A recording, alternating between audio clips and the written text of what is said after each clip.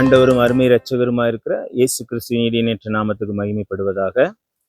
இன்றைய தினம் நாம் பிலிப்பியர் 2வது அதிகாரம் 4வது வசனத்தை குறித்து நம்ம தியானிக்கும் பொழுது வசனம் இவ்விதமாய் சொல்லுகிறது, அவனவன் தனக்கானவைகளை அல்ல பிறனுக்கானவைகளை நோக்குவானாக என்று. அநேகருடைய வாழ்க்கையில பார்க்கும் பொழுது, ஐயோ இந்த மனுஷன் இந்த குடும்பத்துக்காகவே ஓடி ஓடி ஓடி ஓடி இழைச்சு போயிட்டான், குடும்பத்துக்காக ஓடி ஓடி பிரயாசப்பட்டு அநேகத்தை சம்பாதித்து கொடுத்து இவனுடைய வாழ்க்கையில பார்க்கும் பொழுது ஒன்றுமில்லாமல் போய்விட்டான் அப்படின்லாம் சொல்லுகிற காரியத்தை நீங்க பார்க்க முடியும். இதே சமயத்துல நீங்க குடும்பத்தை எடுத்து பார்த்தீங்க அப்படின்னா, தகப்பன் அல்லது தாய் இருவரில் யாரோ ஒருத்தர் அந்த குடும்பத்தின் பொறுப்பை எடுத்துக்கொண்டு அந்த சுமையை தாங்கி கொண்டு என்ன பண்றாங்க, தங்களுக்காக ஓடாம என் பிள்ளை நல்லா இருக்கணும், என் பிள்ளை நல்லா படிச்சு வரணும், என் பிள்ளை இன்னும் என்னை விட மேன்மை பெற்றவர்களா இருக்க வேண்டும், நான் படுற கஷ்டம் என் பிள்ளை படக்கூடாது அப்படின்ட்டு அதை சுமந்து செல்லுகிற காரியத்தை எல்லாம் உங்களால பார்க்க முடியும். இதையெல்லாம் குடும்பத்திற்குள்ளாக ஒரு குறிப்பிட்ட இதற்குள்ளாக என்ன பண்ணப்படுகிறது, முடிந்து போகிறது.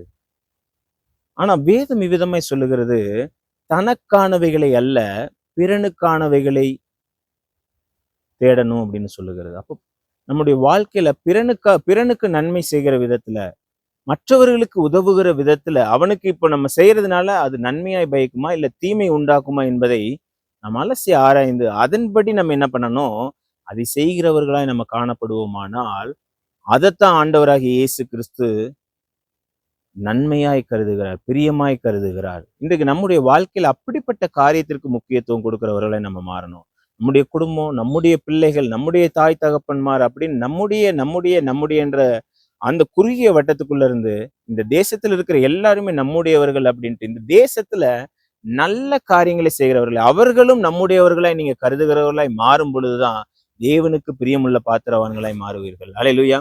அப்பொழுது நிச்சயமா என்ன பண்ணுவாரு, ஆண்டவர் உங்களுடைய எல்லா காரியங்களையும், விண்ணப்பத்தையும், ஜெபங்களுக்கும் எல்லாவற்றையும் அங்கீகரித்து உங்களுக்கு நிச்சயமா பதில் தர ஆண்டவர் வல்லமை உள்ளவராக இருக்கிறார். அதனால நம்ம என்ன பண்ணணும், நமக்கானவைகளையே தேடுகிறவர்களா இல்லாமல் பிறனுக்கானவைகளையும் தேடுகிறவர்களாய், பிறனுக்கு என்ன நன்மை பயக்குமோ அப்படிப்பட்ட காரியங்களை நாடுகிறவர்களாய் நம்ம செயல்படுவோமானால் நிச்சயமா ஆண்டவர் உங்களுக்கு அப்படிப்பட்ட மகத்தான கிரியைகளை, மகத்தான காரியங்களை வாய்க்க செய்து உங்களையும் ஆசீர்வதித்து வழி நடத்துவார் என்பதுல துளி கூட சந்தேகம் இல்லை. கண்களை மூடி ஜெபிப்போம். இரக்கம் கிருபை நிறைந்த நல்ல ஆண்டவரே, துதிக்கிறோம், ஸ்தோத்திரிக்கிறோம் சுவாமி. ஏசப்பா, நாங்கள் எப்பொழுதும் நாங்கள் சுயத்திலேயே வாழாமல் பிறனுக்கானவைகளை காண்கிறவர்களா எப்பா நாங்கள் வாழ என் தேவநாயகத்தில் எங்களுக்கு கற்றுக் கொடுக்கிறேன். அதற்காக நமக்கு நன்றி செலுத்துகிறோம். அப்ப தனக்கானவைகள் அல்ல பிறனுக்கானவைகளையே நோக்குகிறவர்களாய் நாங்கள் மாறும் பொழுது ஏசப்பா, அது அநேகருக்கு நன்மை பயக்கிறது மாத்திரமல்ல, உமக்கு அது பிரியமுள்ள காரியம் என்று பார்க்கிறோம். ஏசப்பா, உமக்கு பிரியமுன்றாகிற காரியத்தை நாங்கள் செய்கிறவர்களாய் இன்றைய தினத்துல எங்களை ஒப்புக் கொடுக்கிறோம். இந்த நாளில் அப்படிப்பட்ட நன்மைகளை செய்கிறதுக்கு எங்கள் தேவநாயகத்தில் எங்களுடைய இருதயத்தை நீர் ஏவி அருள வேண்டுமா ஜெபிக்கிறோம். உம்முடைய கரத்துல எங்களை தாழ்த்தி ஒப்புக் கொடுக்கிறோம். இந்த நாள் ஆசீர்வதித்து தாங்க, கிருபை பெருகட்டும். துதிகன மகிமை யாவற்றையும் உமக்கு ஒருவருக்கு ஏறெடுக்கிறோம். இயேசு கிறிஸ்துவின் மூலம் ஜெபிக்கிறோம் நல்ல பிதாவே, ஆமென். God bless you.